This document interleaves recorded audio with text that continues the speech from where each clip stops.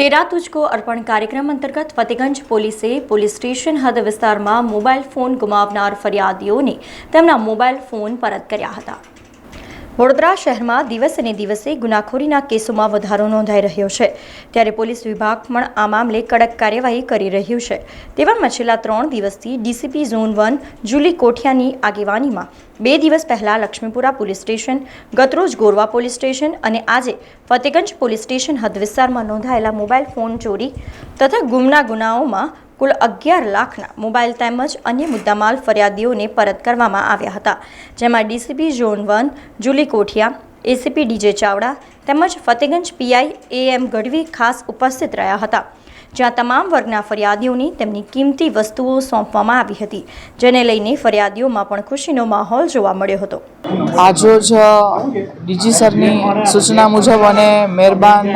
commissioner સાહેબની માર્ગદર્શન હેઠળ ફતેગંજ પોલીસ સ્ટેશનની અંદર તેરા તુझको અર્પણ પ્રોગ્રામનું આયોજન કરવામાં આવેલ, જેમાં લોકોના લગભગ 11 લાખ જેવી કિંમતના